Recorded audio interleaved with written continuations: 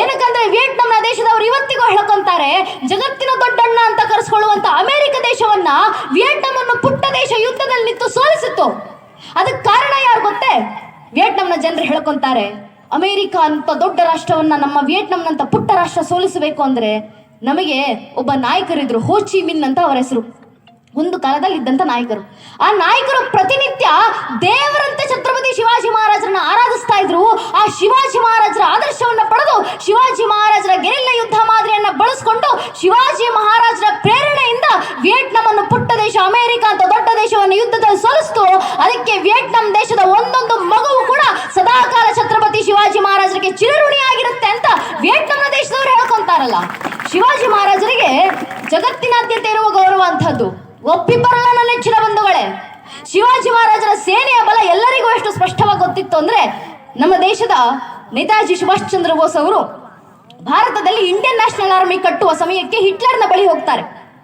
German ದೇಶದ ಹಿಟ್ಲರ್ನ ಬಳಿ ನಿಂತ್ಕೊಂಡು ಸುಭಾಷ್ ಚಂದ್ರ ಬೋಸ್ ಅವರು ಕೇಳ್ತಾರೆ, ಮಿಸ್ಟರ್ ಹಿಟ್ಲರ್, ನಮ್ಮ ದೇಶದಲ್ಲಿ ಬ್ರಿಟಿಷರ ವಿರುದ್ಧ ಹೋರಾಡಿ ಭಾರತಕ್ಕೆ ಸ್ವತಂತ್ರ ತರಲಿಕ್ಕೋಸ್ಕರ ನಾವು ಇಂಡಿಯನ್ ನ್ಯಾಷನಲ್ ಆರ್ಮಿಯನ್ನ ಕಟ್ಟಲಿಕ್ಕಿದ್ದೀನಿ.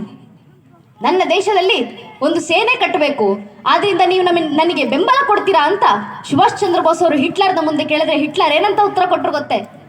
ಜರ್ಮನ್ ದೇಶದ ಹಿಟ್ಲರ್ ಸುಭಾಷ್ ಚಂದ್ರ ಬೋಸ್ ಅವ್ರಿಗೆ ಉತ್ತರ ಕೊಟ್ಟು ಹೇಳ್ತಾರೆ, ನಿಮ್ ಭಾರತಕ್ಕೆ ಸ್ವತಂತ್ರ ಬರಬೇಕು, ನೀವು ಬ್ರಿಟಿಷರನ್ನ ಭಾರತದಿಂದ ಓಡಿಸ್ಬೇಕು, ಭಾರತದಲ್ಲಿ ಸೇನೆ ಕಟ್ಟಬೇಕು ಅಂದ್ರೆ ನಿಮಗೆ ನನ್ನ ಅವಶ್ಯಕತೆ ಇಲ್ಲ, ನನ್ನ ಬೆಂಬಲ ಬೇಕಾಗಿಲ್ಲ. ನಿಮ್ಮ ದೇಶಕ್ಕೆ ಹೋಗಿ ನಿಮ್ಮ ದೇಶದ ಒಂದೊಂದು ಮಗುವಿಗೂ ಛತ್ರಪತಿ ಶಿವಾಜಿ ಮಹಾರಾಜರ ಕಥೆಯನ್ನು ಹೇಳಿಕೊಡಿ ಸಾಕು, ನಿಮ್ ದೇಶಕ್ಕೆ ತಾನಾಗೆ ಸ್ವತಂತ್ರ ಬರುತ್ತೆ ಅಂತ ಹಿಟ್ಲರ್ ಹೇಳಿದಂತ ಮಾತು. ಅರ್ಥಾತ್ ಶಿವಾಜಿ ಮಹಾರಾಜರ ಆದರ್ಶ ಸಾಕು ಭಾರತಕ್ಕೆ ಸ್ವತಂತ್ರ ತರಲಿಕ್ಕೆ. ಶಿವಾಜಿ ಮಹಾರಾಜರ ಸೇನೆ ಬಲದ ಪ್ರೇರಣೆ ಸಾಕು ಭಾರತದಲ್ಲಿ ಮತ್ತೊಂದು ಸೇನೆಯನ್ನು ನಿರ್ಮಾಣ ಮಾಡಲಿಕ್ಕೆ. ಜಗತ್ತು ಈ ರೀತಿ ಗೌರವಿಸುತ್ತಲ್ಲ ನನ್ನ ನೆಚ್ಚಿನ ಬಂಧುಗಳು, ಒಬ್ಬಿಬ್ಬರಲ್ಲ. ಭಾರತವನ್ನು ಆಳಿದಂತ ಬ್ರಿಟಿಷರು ಒಂದು ಕಾಲದಲ್ಲಿ ಮೌಂಟ್ ಬ್ಯಾಟನ್ ಅಂತ ಆತನ ಹೆಸರು, ಬ್ರಿಟಿಷ್ ಅಧಿಕಾರಿ ವೈಸ್ರಾಯ್ ಆಗಿದ್ದಂಥವ್ರು. ಮೌಂಟ್ ಬ್ಯಾಟನ್ ಒಂದು ಕಡೆ ಬರೀತಾರೆ, if Shivaji Maharaj was to born in England we would have not only ruled India but the whole universe ಅಂತ. ಅಂದ್ರೆ ಮೌಂಟ್ ಬ್ಯಾಟನ್ ಹೇಳ್ತಾರೆ, ಅಕಸ್ಮಾತ್ ಶಿವಾಜಿ ಮಹಾರಾಜ್ ಏನಾದ್ರೂ ಭಾರತದಲ್ಲಿ ಹುಟ್ಟೋದು ಬಿಟ್ಟು ನಮ್ಮ ಬ್ರಿಟಿಷರ ದೇಶ ಇಂಗ್ಲೆಂಡಿನಲ್ಲಿ ಹುಟ್ಟಿದ್ರೆ ನಾವು ಬ್ರಿಟಿಷರು ಇವತ್ತಿಗೆ ಕೇವಲ ಭಾರತವನ್ನಲ್ಲ ಇಡೀ ಬ್ರಹ್ಮಾಂಡವನ್ನೇ ಆಳಿರ್ತಾ ಇದ್ವಿ. ಏನಕ್ಕಂದ್ರೆ ಒಬ್ಬ ಶಿವಾಜಿ ಸಾಕು ಬ್ರಹ್ಮಾಂಡವನ್ನ ಗೆಲ್ಲಲಿಕ್ಕೆ ಅಂತ ಮೌಂಟ್ ಬ್ಯಾಟನ್ ಹೇಳುವಂತ ಮಾತು. ಬ್ರಿಟಿಷರು ಕೊಂಡಾಡಿದ್ರೆ ಶಿವಾಜಿ ಮಹಾರಾಜರ ಸಾಮರ್ಥ್ಯವನ್ನ, ಶಿವಾಜಿ ಮಹಾರಾಜರ ತತ್ವಾದರ್ಶಗಳೇ ಅಂತ ಅವರ ನೆಚ್ಚಿನ ಬಂಧುಗಳೇ. ಅದಕ್ಕೆ ಶಿವಾಜಿ ಮಹಾರಾಜರ ಸೇನೆ ಬಲ ಇವತ್ತಿಗೂ ನಮ್ಗೆ ಪ್ರೇರಣೆ ಆಗೋದು. ಎಂತೆಂಥ ಸೈನಿಕರು! ಶಿವಾಜಿ ಮಹಾರಾಜರ ಸೇನೆಯಲ್ಲಿ ಶಿವಾಜಿ ಮಹಾರಾಜರು ಕೇವಲ ಜಲದುರ್ಗಗಳನ್ನು ನಿರ್ಮಾಣ ಮಾಡಲಿಲ್ಲ, ನರದುರ್ಗಗಳನ್ನು ನಿರ್ಮಾಣ ಮಾಡಿದ್ರು. ಒಬ್ಬೊಬ್ಬ ಮನುಷ್ಯನು ಒಂದೊಂದು ಕೋಟೆಗೆ ಸಮ, ಒಂದೊಂದು ದುರ್ಗಗಳಿಗೆ ಸಮ. ಒಬ್ಬೊಬ್ಬ ಮನುಷ್ಯನು ನರಸಿಂಹಗಳಿದ್ದಾಗೆ. ಎಂತೆಂಥ ಸೈನಿಕರು ಶಿವಾಜಿ ಮಹಾರಾಜರ ಸೇನೆಯಲ್ಲಿ ಇದ್ದಿದ್ದು. 65 ಕಿಲೋ ಖಡ್ಗವನ್ನ ಹೊತ್ತು ಹೋರಾಡುವಂತವರು ಏಸಾಜಿ, 2000 ಜನರ ವಿರುದ್ಧ ಒಬ್ಬಟ್ಟಿಯಾಗಿ ನಿಂತು ಹೋರಾಡುವಂತವರು ಬಾಜಿ, ಮೊಘಲರ ಮನೆಯೊಳಗೆ ಕೂತು ಗೂಢಾಚರಣೆ ಮಾಡುವಂತವರು ಬಹಿರ್ಜಿ, ಮೊಘಲರ ಸಾಮ್ರಾಜ್ಯಕ್ಕೆ ನುಗ್ಗಿ ಮೊಘಲರ ವಿರುದ್ಧ ಯುದ್ಧ ಸಾರುವಂತವರು ಧನಾಜಿ, ಸಿಂಹದ ಜೊತೆ ಹೋರಾಡಿ ಸಿಂಹದ ಜೊತೆ ಸೆಣಸಾಡಿ ಗೆದ್ದು ಬರುವಂತವರು ಛತ್ರಪತಿ ಸಂಭಾಜಿ, ಅಫ್ಜಲ್ ಖಾನನ ಕತ್ತು ಕತ್ತರಿಸಿ ತರುವವರು ಸಂಭಾಜಿ ಕಾವಜಿ. ಕೇವಲ 200 ಜನ ಮರಾಠ ಸೈನಿಕರನ್ನ ಕರ್ಕೊಂಡು ಹೋಗಿ ಸುಮಾರು 30,000 ಜನ ಮೊಘಲರ ಸೈನ್ಯವನ್ನ ಧೂಳಿಪಟ ಮಾಡಿ ಬರುವಂತವರು ರಾಮ್ಜಿ. ಕೇವಲ 8 ಗಂಟೆಗಳಲ್ಲಿ ದೆಹಲಿಯಿಂದ ಪುಣೆವರೆಗೂ ತನ್ನ ಕುದುರೆಯನ್ನು ಓಡಿಸಿಕೊಂಡು ಬರುವಂತವರು ಸಂತಾಜಿ. ಇವರೆಲ್ಲರನ್ನ ಕಟ್ಟಿಕೊಂಡು ಏಕಾಂಗಿಯಾಗಿ ನಿಂತು ಹಿಂದುವಿ ಸ್ವರಾಜ್ಯ ಸಾಮ್ರಾಜ್ಯದ ನಿರ್ಮಾಣದ ಕನಸನ್ನು ಕಂಡಂತವರು ಶಿವಾಂಶ ಸಂಭೂತ ಛತ್ರಪತಿ ಶಿವಾಜಿ ಮಹಾರಾಜರು. ಶಿವಾಜಿ ಮಹಾರಾಜರ ಸೇನೆ ಇಂಥವ್ರನ್ನೆಲ್ಲ ಯೋಚನೆ ಮಾಡಿ. ಇಂಥ ವೀರಾದಿ ವೀರರನ್ನ ಕರ್ಕೊಂಡು ಶಿವಾಜಿ ಮಹಾರಾಜ್ ಯುದ್ಧಕ್ಕೆ ನಡೆದರೆ ಎಂಥ ಸಂದರ್ಭ. ಒಬ್ಬ ಕವಿ ಬಹಳ ಸುಂದರವಾಗಿ ಬರೀತಾರೆ, ಶಿವಾಜಿ ಮಹಾರಾಜರು ಸೈನಿಕರನ್ನು ಕರ್ಕೊಂಡು ಹೋಗ್ತಾ ಇದ್ರೆ ಪರಿಸ್ಥಿತಿ ಹೇಗಿರ್ತಾ ಇತ್ತು ಅಂದ್ರೆ, ಸಾಜಿ ಚತುರಂಗ ಸೇನಾ अंग में उमंग दारी सरजा शिवाजी जंग जीतने चलते हैं तारसो तರಣಿ ಧೂರಿ ದಾರ ಪರ ಲಗತ್ತಿ ಜಿಮ್ಮಿ ಧಾರ ಪರ ಪಾರ ಪಾರ ವಾರಿಯೂ ಹಿಲ್ಲತ್ತೆ ಅಂತ ಏನ್ ಸುಂದರವಾಗಿ ಬರ್ತಿದ್ದಾರೆ. ಇಂಥ ನರಸಿಂಹಗಳನ್ನ ಕರ್ಕೊಂಡು ಶಿವಾಜಿ ಮಹಾರಾಜರು ಮೊಘಲರ ವಿರುದ್ಧ ಯುದ್ಧಕ್ಕೆ ಅಂತ ಹೊರಟು ನಿಂತ್ರೆ ಎಂತ ಎದುರುಗಡೆ ನಿಂತಂತವನ ಎದೆ ನಡುಗ್ತಾ ಇತ್ತಂತೆ. ಶಿವಾಜಿ ಮಹಾರಾಜರ ಸೈನಿಕರು ಹೆಜ್ಜೆ ಮೇಲೆ ಹೆಜ್ಜೆಯನ್ನು ಇಟ್ಟು ನಡೀತಾ ಇದ್ರೆ ಯಾವ ರೀತಿ ಭೂಮಿಯ ಮೇಲೆ ಪಾರಾವಾರ ಅರ್ಥಾತ್ ಪಾದರಸ ನಡುಗುತ್ತೋ ಆ ರೀತಿ ಭೂಮಿ ಕೂಡ ಕಂಪಿಸ್ತಾ ಇತ್ತಂತೆ. ಶಿವಾಜಿ ಮಹಾರಾಜರ ಸೈನಿಕರಲ್ಲಿದ್ದಂತ ಸಾಮರ್ಥ್ಯ ಅಂತದ್ದು ಅಂತ ಒಬ್ಬ ಕವಿ ಬಹಳ ಸುಂದರವಾಗಿ ವರ್ಣಿಸ್ತಾರೆ. ಇಂಥ ಹೊರಟು ಬಲಿದಾನ ಆಗಿದ್ದಾರೆ. ಶಿವಾಜಿ ಮಹಾರಾಜರು ಮಾಡಿದ ಮೊದಲನೇ ಕೆಲಸ ಏನಂದ್ರೆ ಇಂಥ ಸೈನಿಕರನ್ನು ಸಂಘಟಿಸೋದು. ನಾಡಿನಲ್ಲಿ ಬೆಂಬಲ ಸಿಗದಿದ್ದಾಗ ಹಳ್ಳಿಗಳಿಗೆ ಹೊರಟರು. ಮಾಳವಿಪುರನ್ನು ಕರ್ಕೊಬಂದ್ರು. ಕರ್ಕೊಬಂದ ಮಕ್ಕಳಿಗೆ ಆಟ ಆಡಿಸುವ ಮೂಲಕ ಹಿಂದುತ್ವದ ಬದ್ಧತೆಯನ್ನು ಕಲಿಸ್ಕೊಟ್ರು. ಮಂತ್ರ ಚೋಟ ತಂತ್ರ ಶೋಭೆ ಪರಿ ಯಶಸ್ವಿ ಡರಳೆತೆ ಅಂತ ಒಂದು ಮರಾಠಿ ಹಾಡಿದೆ. ಪುಟ್ಟ ಮಂತ್ರ ಸುಲಭ ತಂತ್ರ ಏನ್ ದೊಡ್ಡ ಸಾಧನೆ ಮಾಡಿತ್ತು ನೋಡಿ ಅಂತ.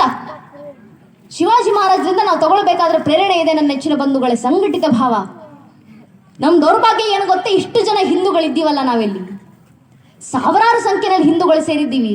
ಒಮ್ಮೆ ಯೋಚನೆ ಮಾಡಿ, ಯಾರಾದ್ರೂ ನಮ್ಮ ಮುಂದೆ ಬಂದು, ಇವತ್ತು ಹಿಂದೂ ಸಮಾಜದ ದೌರ್ಭಾಗ್ಯ ಇದು, ಯಾರಾದ್ರೂ ಹಿಂದೂಗಳ ಮುಂದೆ ಬಂದು ನೀನು ಯಾವ ಸಮಾಜಕ್ಕೆ ಸೇರಿದ್ಯಪ್ಪ ಅಂದ್ರೆ ನಮ್ಮ ಹಿಂದೂಗಳ ಬಾಯಿನಲ್ಲಿ ಧರ್ಮದ ಹೆಸರು ಬರೋದಿಲ್ಲ, ಜಾತಿ ಹೆಸರು ಮೊದಲಿಗೆ ಬರುತ್ತೆ.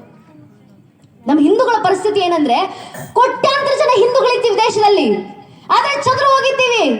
ಜಾತಿ ಹೆಸರಲ್ಲಿ ಹಿಂದೂ ಸಮಾಜ ಚದುರು ಹೋಗಿದೆ, ರಾಜಕೀಯ ಆಸಕ್ತಿಗಳ ಹೆಸರಲ್ಲಿ ಹಿಂದೂ ಸಮಾಜ ಚದುರು ಹೋಗಿದೆ. ಇವತ್ತು ಒಬ್ಬ ಹಿಂದೂ ಆಗೋಕ್ಕೂ ಮುಂಚೆ ಒಬ್ಬ ಹಿಂದೂ ಬ್ರಾಹ್ಮಣ ಆಗ್ತಾರೆ, ಒಬ್ಬ ಹಿಂದೂ ಲಿಂಗಾಯತ ಆಗ್ತಾರೆ, ಒಬ್ಬ ಹಿಂದೂ ಕುರುಬ ಆಗ್ತಾರೆ, ಒಬ್ಬ ಹಿಂದೂ ಬಲ್ಜಿಗ ಆಗ್ತಾರೆ, ಒಬ್ಬ ಹಿಂದೂ ಪರಿಶಿಷ್ಟ ಜಾತಿಗೆ ಸೇರಿದವರಾಗ್ತಾರೆ, ಒಬ್ಬ ಹಿಂದೂ ನಾನು ಮರಾಠ ಅಂತ ಹೇಳ್ಕೊಂಡು ತಿರುಗಾಡ್ತಾರೆ, ಒಬ್ಬ ಹಿಂದೂ ನಾನು ರಾಜಪೂತ್ ಅಂತ ಹೇಳ್ಕೊಂಡು ತಿರುಗಾಡ್ತಾರೆ. ಹಿಂದೂ ಆಗೋದು ಯಾವಾಗ?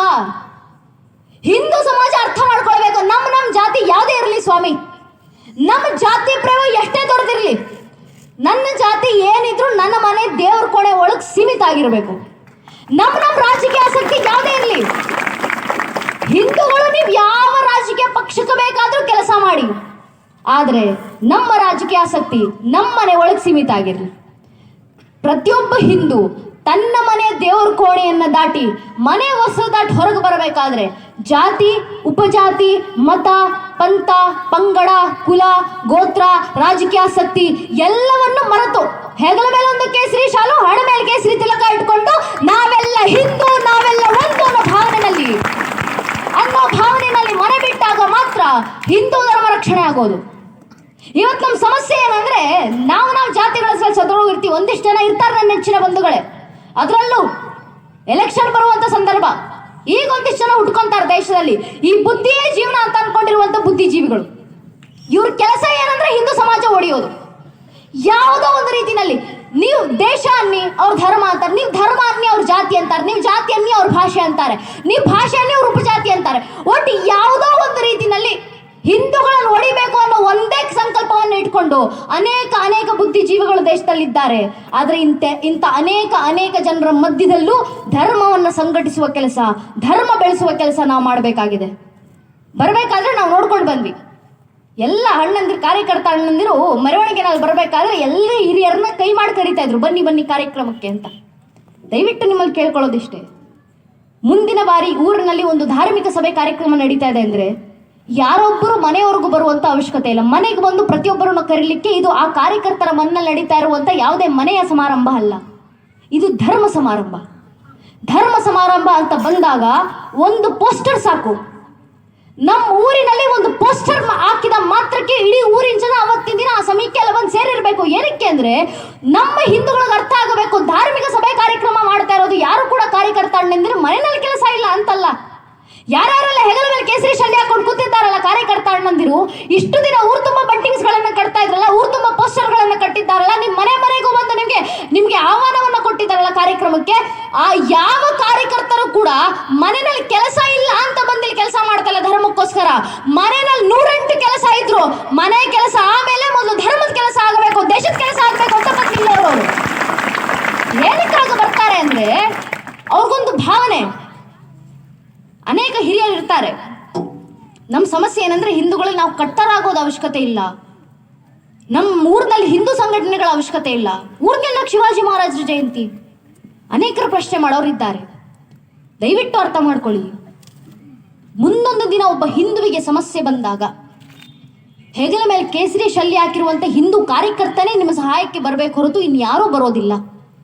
ನಿಮ್ಮ ಮನೆಯ ಹೆಣ್ಣು ಮಕ್ಕಳ ರಕ್ಷಣೆ ವಿಚಾರ ಬಂದಾಗ ಆ ಹೆಣ್ಣು ಮಕ್ಕಳ ರಕ್ಷಣೆ, ಆ ಹೆಣ್ಣು ಮಕ್ಕಳು ಪರಿಚಯ ಇದ್ದಾರೋ ಇಲ್ವೋ, ಆ ಹೆಣ್ಣು ಮಕ್ಕಳ ಗುರುತು ಪರಿಚಯ ಇದೆಯೋ ಇಲ್ವೋ. ಆದ್ರೆ ನಮ್ಮ ಹಿಂದೂ ಧರ್ಮದ ಹೆಣ್ಣು ಮಕ್ಕಳಿಗೆ ಸಮಸ್ಯೆ ಆಗಿದೆ ಅಂತ ಗೊತ್ತಾದ ಕೂಡಲೇ ಎಷ್ಟೇ ಸಮಯ ಆದ್ರೂ ಕೂಡ ಮನ್ನಲ್ಲಿ 108 ಕೆಲಸ ಇದ್ರು ಅದನ್ನು ಬದಿಗೆ ತಳ್ಳಿ ಹೆಗಲ ಮೇಲೆ ಒಂದು ಕೇಸರಿ ಶಲ್ಯ ಹಾಕೊಂಡು ಅರೆ ಹಿಂದೂ ಸಮಾಜದ ಒಬ್ಬೊಬ್ಬ ಹೆಣ್ಣು ಮಗಳು ನನ್ನ ಸೋದರಿಯ ಸಮಾನ ಅಂತ ಬರ್ತಾರಲ್ಲ, ಆ ಕಾರ್ಯಕರ್ತ ಅಣ್ಣಂದ್ರಿಗೆ ಗೌರವ ಸಲ್ಲಿಸೋದನ್ನ ನೀವು ಏನು ಮಾಡ್ತೀರೋ ಇಲ್ವೋ. ಆ ಕಾರ್ಯಕರ್ತರು ನಿಮ್ಮ ಹತ್ರ ಏನೂ ಕೇಳ್ಕೊಳ್ಳೋದಿಲ್ಲ, ನೀವು ಬಂದು ಕಾರ್ಯಕ್ರಮಕ್ಕೆ ಹಣ ಕೊಡಿ ಅಂತ ಕೇಳ್ಕೊಳ್ಳೋದಿಲ್ಲ. ಅವ್ರು ಕೇಳೋದಿಷ್ಟೇ, ಕಾರ್ಯಕ್ರಮಕ್ಕೆ ಬಂದು ಸಮಯ